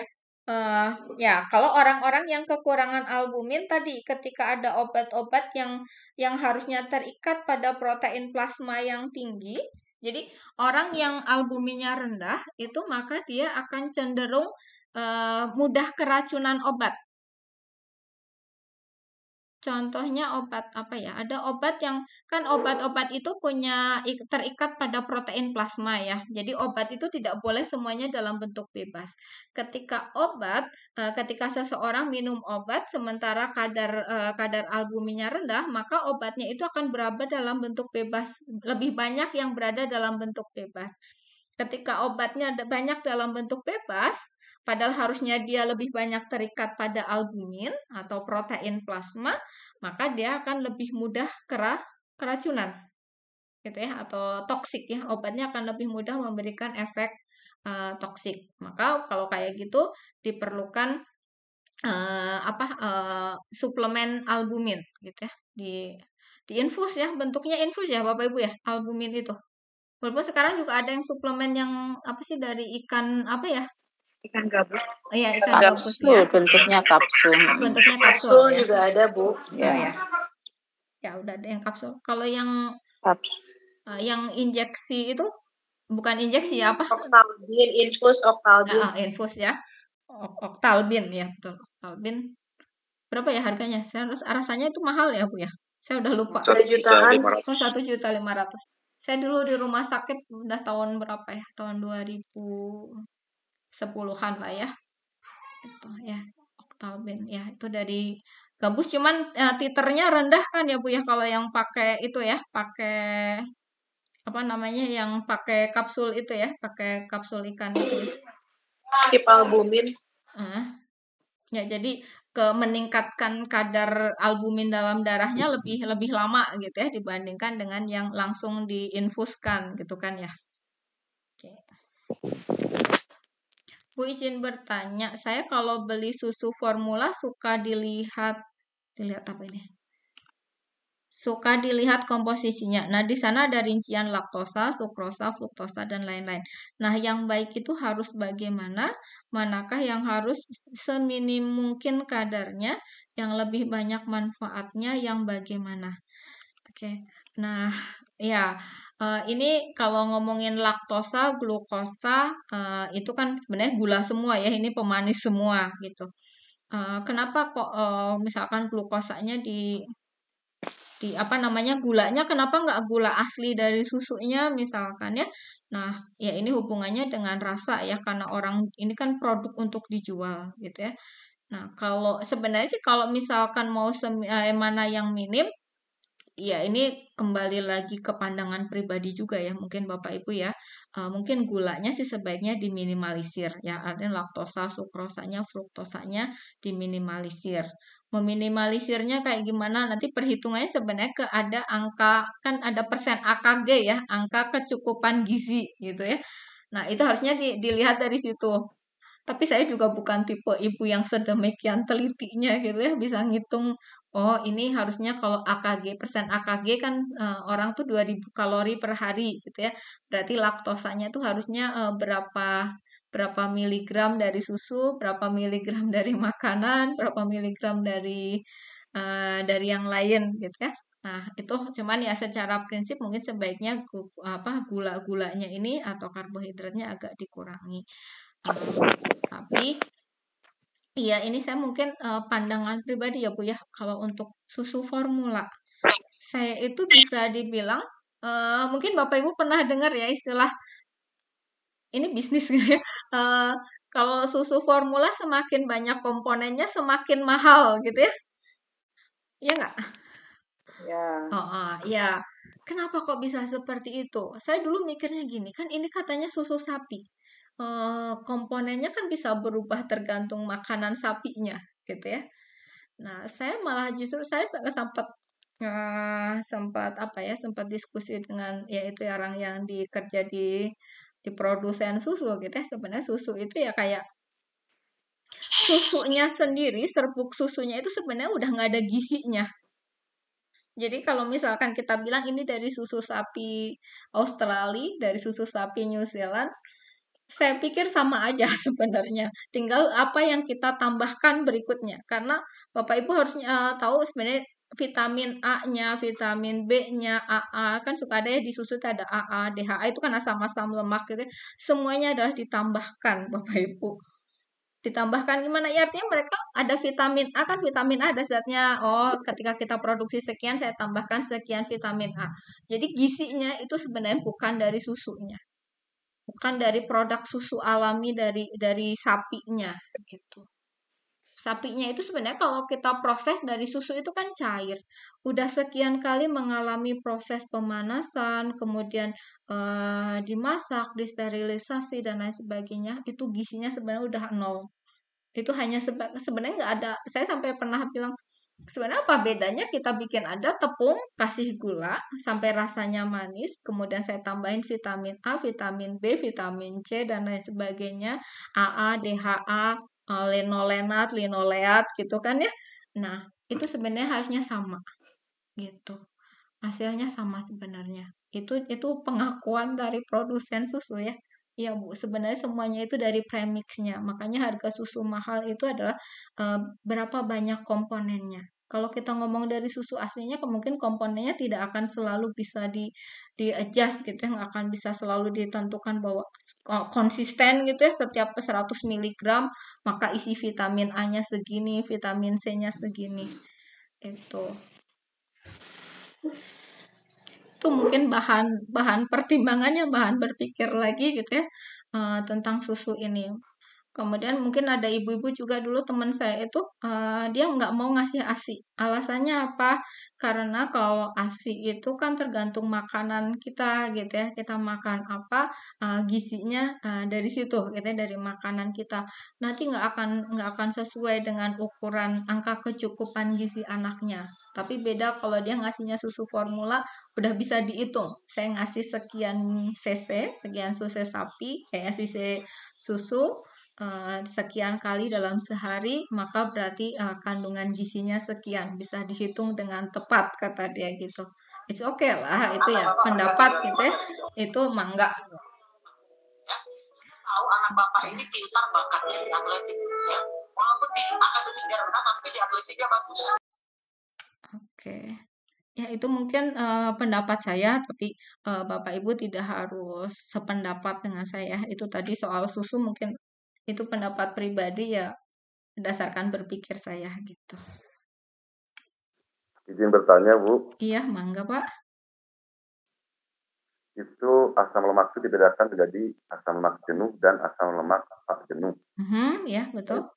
Nah itu perbedaannya dari segi kelarutannya Bu atau gimana Bu? Sehingga dibagi menjadi dua. Ya. Bedakan di dua. Oke. Asam lemak jenuh dan tak jenuh itu sebenarnya bedanya berdasarkan struktur kimianya Pak. Kalau asam lemak jenuh gimana ya? Saya nggak menampilkan ada ini ya, ada strukturnya. Coba. Mungkin saya bisa cari contoh asam lemak jenuh gitu ya. Kita googling aja deh. Struktur asam lemak jenuh.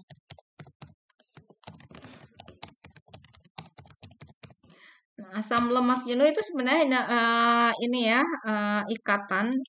Nah ini mungkin. Nah kalau ini aja. Nah ini asam lemak ini tak jenuh, dua-duanya ini Pak, ini tak jenuh ya, atas dan bawah, gitu ya. Namanya asam lemak. Asam lemak itu sebenarnya asam karboksilat rantai panjang. Ini ada gugus karboksilatnya COOH. Gitu ya. Nah kalau yang asam lemak jenuh itu berarti semuanya ikatannya satu-satu. Ini nggak ada yang singkatan dua. Ini kan ada yang ikatannya dua, gitu ya. Nah ini namanya berarti ini tak jenuh. Ya. Oke, ini asam lemak tak jenuh. Nah, asam lemak tak jenuh itu bisa bentuknya trans, bisa cis. Jadi ada ikatan lemak, ada ikatan rangkap. Nah, di sekitar ikatan rangkap itu nanti atomnya itu ada yang sejajar, ada yang berlawanan arah gitu. Nah, itu Kalau trans itu berarti berlawanan arah, cis itu sejajar. Tapi intinya saya takut membingungkan gitu ya. Intinya adalah yang namanya asam lemak jenuh ini berarti si C ini kan sebenarnya ini C semua ya. Ini karbon, karbon, karbon, karbon gitu ya, saling terikat.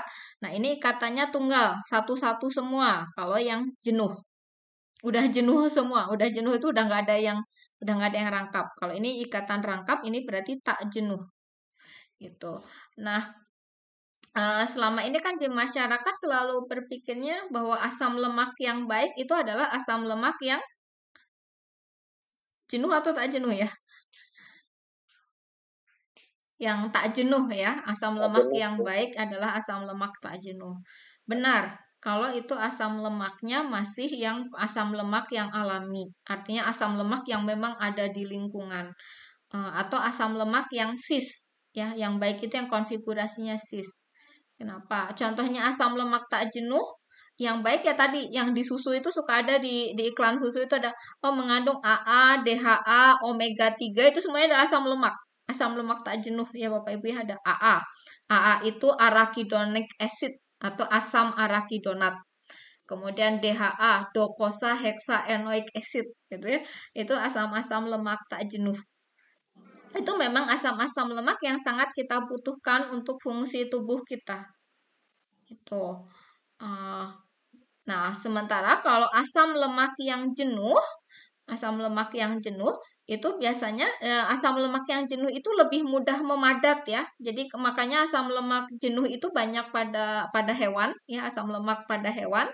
Kayak misalkan kita motong kambing, ketika didiamkan lemaknya banyak ya. Tadinya direbus nggak kelihatan lemaknya, panas gitu.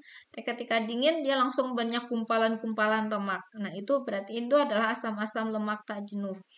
Asam lemak tak jenuh karena tadi sangat mudah memadat. Nah, ketika di dalam tubuh pun kemungkinan dia lebih mudah menyebabkan sumbatan ya di peredaran darah kita gitu. Ketika dia jumlahnya banyak bisa nyumbat gitu di pembuluh darah. Ya, makanya asam lemak tak jenuh itu kurang baik untuk kesehatan gitu ya. Beda dengan asam lemak yang jenuh. Nah, asam lemak jenuh asam lemak tak jenuh itu tadi dia sangat banyak fungsinya gitu ya, karena ini sebagai nutrisi juga. Tapi sebenarnya asam lemak tak jenuh ini juga sebenarnya dibedakan, ada yang cis dan trans. Nah, yang kita butuhkan adalah yang cis gitu ya. Kayaknya suka ada iklan juga, iklan apa ya dulu ya, iklan margarin bebas asam lemak trans gitu ya. Kenapa kok bebas asam lemak trans jadikan iklan buat dia ya? Karena asam lemak trans ini efeknya sangat buruk ke kita. Gitu ya. Sama-sama punya ikatan rangkap, tapi bentuknya beda. Ini yang ikatan yang cis kayak gini ya, melengkuk-lengkuk. Kalau yang trans itu lurus. Nah, kalau yang lurus kayak gini nanti nggak bisa dimetabolisme di dalam tubuh. Kalau yang trans tidak dikenali oleh enzim pemetabolismenya. Yang dikenali yang cisnya. Makanya kalau kita kemasukan banyak asam lemak trans, berarti asam lemak transnya nanti akan tertimbun di dalam tubuh. Nggak bisa dimetabolisme. Kalau nggak bisa dimetabolisme, dimanfaatkan nggak bisa, dikeluarkan susah gitu. Nanti tertimbun di dalam tubuh. Itu yang asam lemak trans. Makanya sekarang banyak juga ya iklan-iklan ini asam lemak trans itu ada peraturannya ya, ada batasnya berapa sih yang boleh asam lemak trans pada margarin misalkan. Begitu mungkin Pak untuk asam lemak. Ya, ini contoh-contoh asam lemak. Ya.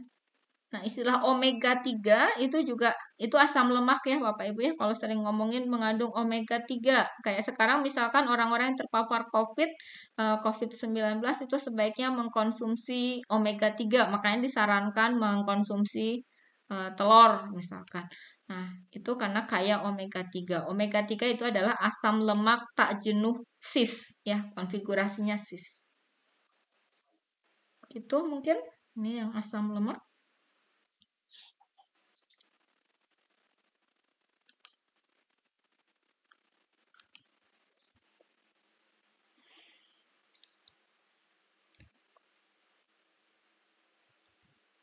Ada lagi yang mau didiskusikan Bapak Ibu? Alhamdulillah ya Bapak Ibu ya sampai malam masih semangat. Oke. Atau udah ada yang tunduh? Ini asam lemak banyak sekali macamnya.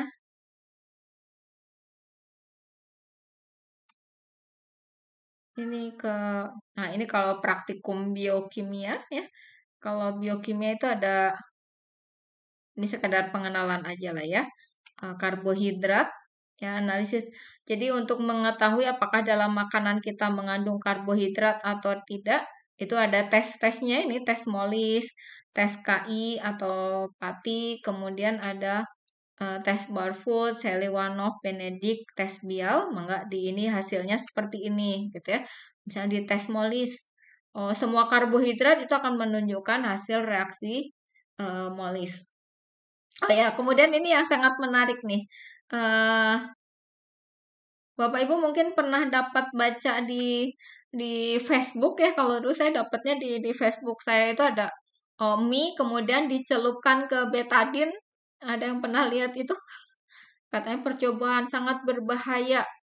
Mie ketika dicelupkan mie instan, dicelupkan ke betadine, kemudian warnanya menjadi biru. Ada yang pernah lihat? Nah, itu kan katanya sangat berbahaya sekali ini. Saya ketawa dalam hati saya gitu ya. Iya, iyalah, itu kan sebenarnya prinsip sederhana gitu. Mie itu karbohidrat. Gitu ya. Mie itu mengandung karbohidrat. Nah, setiap karbohidrat berditeteskan betadine. Betadine itu adalah iod ya, mengandung iodin ya. Itu kan iod. Nah, karbohidrat dengan iod itu akan bereaksi membentuk warna biru. Sebenarnya itu berarti ya karena mie emang karbohidrat pasti warna biru. Nasi pun ketika seperti itu pun harusnya sama. Dia akan membentuk warna biru. Itu mungkin sekadar pengenalan. Ini tes-tes. Ya, ini ini analisis protein ini juga macam-macam ya. Ada uji ninhidrin, Biuret, Milon, Hopkins Cole, Sakaguchi gitu ya. Ini namanya aneh-aneh mungkin ya, karena ini adalah sebenarnya adalah nama-nama penemunya, gitu ya.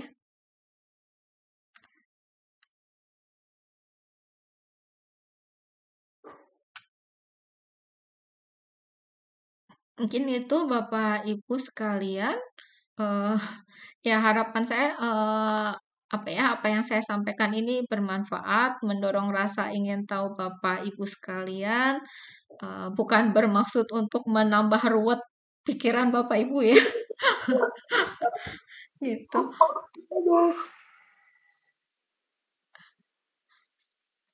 Apakah ini nambah pusing Bapak Ibu? Saya kan jadi sangat, Bu. Sangat. Tambah, Bu. Oh, nambah pusing.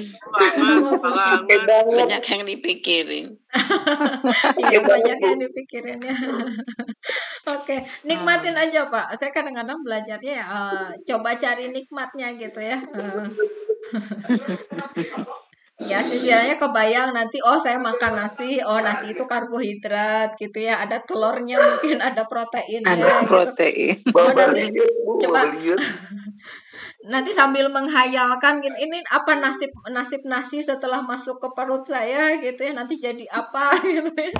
Itu mungkin jadi bahan renungannya di situ gitu ya. Nanti soalnya kayak gimana Bu kimia teh Bu? To the point. To the point. Langsung dapat. Ya. Mewakili. Langsung minta isinya aja Bu. Jangan susah-susah Bu. Enggak, insya Allah enggak susah-susah ya. Belum apa-apa udah takut Bu. Bisa lah. Minta jawabannya aja Bu. Jawabannya, nah ini yang saya sampaikan jawabannya Bu. Insya Allah ini adalah jawabannya gitu ya. Kalau ngomongin untuk asesmen ya, untuk asesmen ya materi ini memang sebenarnya materi dari asesmen gitu ya. Apa itu atom gitu ya, minimal tahu lah ya atom itu. Kasih PG contoh aja atom. Ya Bu. Kenapa? PG aja Bu. Bu jangan esai ya Bu. Tertulis kok. Tapi bisa nyontek kok Bapak Ibu. Dikasih tahu. Bisa nyontek. Bisa nyontek. Ya maksudnya bisa Open nyontek book ya, itu. Bu. Ya, open book. Open book. Baru ini Bu yang deg-degan Bu, kemarin-kemarin nggak terlalu Bu. Kenapa? Sama aja, Bu. Sama aja. Suka gitu ya. Kemarin nggak deg-degan karena ketiduran. Nggak. Kemarin ngitungnya uang Bu. Oh gitu. Oh sama Bu Rizky yang ngitung uang itu. Pusing Bu ngitung uang mah Bu. Sama siapa? Ngitung omset. Uang orang. Uang Bu Rizky. Uang Bu Rizky. Ngitung uang tapi gak ada uangnya Bu. Harusnya materi saya lebih real dong ya, kita ngomongin makanan gitu kan ya. Betul Bu. Yang ada dalam tubuh ya. Iya betul. Ya. Belajar mensyukuri karunia Allah gitu ya, kadang-kadang ya saya mikirnya ke situ juga ada. Oh iya ya, tubuh kita itu kompleks banget ya, so complicated gitu ya. Udah kayak pabrik apaan gitu ada di kita tuh. Oke.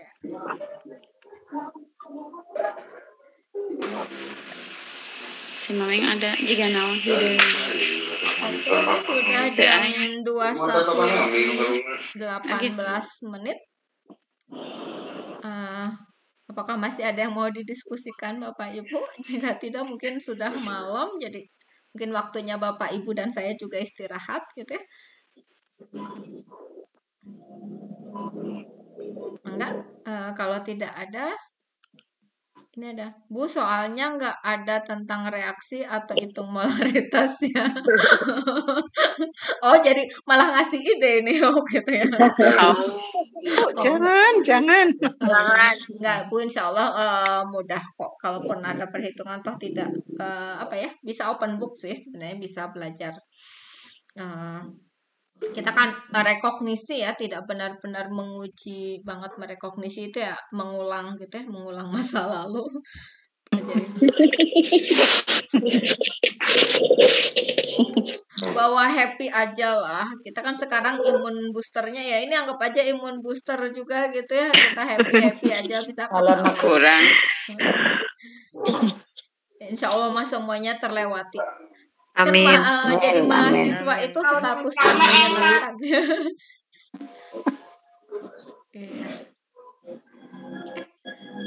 Iya, mungkin kalau tidak ada lagi saya cukupkan sekian dulu Ibu-ibu. Insya Allah nanti kita ketemu lagi di kelas kuliah atau mungkin di asesmennya ya. Oke. Bu. Iya. Bu, biasanya ada sesi foto, Bu. Oh, ada sesi foto. Ya, hayu foto. Mau pakai lipstick stick? Yang mau pakai lipstick stick, mangga. Oh iya, mangga. Udah kan dulu. Iya, hayu. Saya stop screen dulu. Mangga, siapa yang mau moto biasanya yang layarnya lebar ini ya, lebih Pak Martinus aja lah, Pak Martinus. Oh iya, mangga Pak Martinus. Pak Martinus curi foto nih. Jangan saya. Saya pakai HP. Oh. Mangga Pak Martinus. Adik-dik. Jangan pakai laptop. Pakai HP euy. Laptop siapa lu? Jangan pakai laptop. Enggak usah sesi foto. Enggak usah sesi foto katanya. Iyalah. Ini saya foto tapi di saya ada 4 halaman ya. Enggak apa-apa Ibu. Apa Bu? Kenang-kenangannya. Jadi 4 slide ya Bu ya. Iya. Enggak apa-apa Bu, kasihan dia udah pakai. Benar. Kemarin pada curhat nih. Oke. Udah on cam nih Bu. Mau bikin status Bu. Oke, slide pertama. Slide kedua. Ke atas aja Bu. Bentar, slide kedua.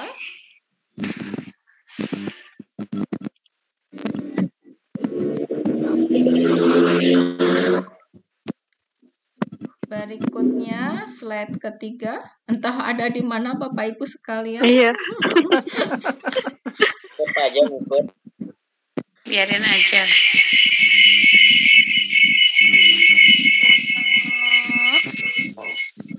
Asapnya. Ekornya kegedean. Oke, halaman terakhir. Oh, udah mau dihabiskan.